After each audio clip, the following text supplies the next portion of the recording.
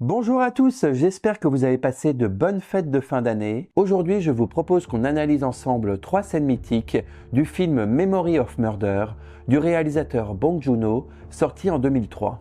Mais tout d'abord, le synopsis du film. Le film se déroule en Corée du Sud en 1986. Une petite ville rurale est alors en proie à une série de meurtres de jeunes femmes. 2 détectives locaux, Park Do-man, impulsif et peu méthodique, et son collègue Cho Yong-ko, sont chargés de l'enquête.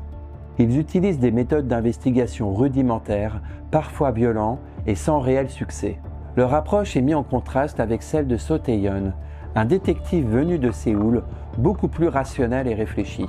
Ensemble, ils tentent de traquer le tueur en série, mais les preuves sont rares et l'enquête s'enlise. Inspiré d'une histoire vraie, le film dépeint non seulement une enquête policière complexe, mais aussi un portrait de la société coréenne des années 80, marquée par l'autoritarisme et le chaos. Pour commencer, la scène d'ouverture dans les champs. L'inspecteur Park Do-man, joué par Song Kang-ho, arrive sur les lieux. Il a d'ailleurs beaucoup de mal à gérer la situation. Des gens curieux commencent à piétiner les lieux, et lui semble alors complètement dépassé. Bong Joon-ho utilise des plans larges pour montrer l'immensité du champ et l'insignifiance des personnages dans cet environnement. Ce qui m'a frappé, c'est le calme qui règne, avec juste des bruits de la nature. La musique arrive un peu plus tard, ce qui rend la scène encore plus oppressante. On sent que l'on n'est pas juste face à un simple meurtre, mais à quelque chose de beaucoup plus grand, de plus sombre. Cette scène montre tout de suite le ton du film. On voit que les autorités ne sont pas prêtes à gérer un meurtre aussi grave.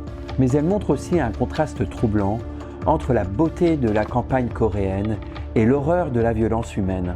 Comment un endroit aussi paisible peut être le théâtre d'un crime aussi sordide? Passons à la scène numéro 2, la confrontation dans le tunnel. La scène se situe dans un tunnel sombre.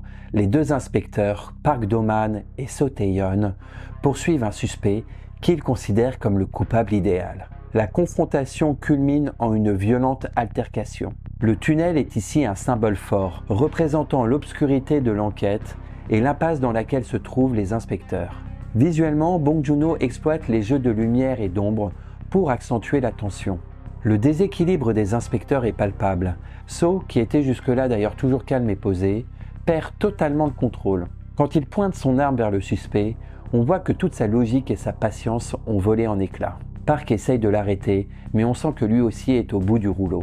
On sent à quel point il perd pied et ça m'a mis mal à l'aise. On ne sait plus qui sont les victimes et les coupables, et ça rend la scène encore plus troublante. Et puis, il y a les tests d'ADN, qui n'arrivent d'ailleurs pas tout de suite, ce qui rend la scène encore plus insupportable. Quand ils apprennent que les résultats sont inconcluants, c'est comme un coup de massue. Tout ce qu'ils ont fait, tous leurs efforts ne mènent à rien. Pour moi, cette scène est un tournant. Elle montre à quel point l'enquête a détruit des vies autour d'eux, mais aussi les détectives eux-mêmes. C'est un moment où on se demande « et après ça, comment vont-ils continuer ?» Une scène puissante qui restera gravée longtemps après l'avoir vue. Et enfin, la scène finale devant le drain. Des années plus tard, Park Do-man, qui n'est plus policier, revient sur les lieux du crime. Une petite fille lui dit alors qu'elle a vu un homme ordinaire regarder le drain. Park regarde alors directement la caméra.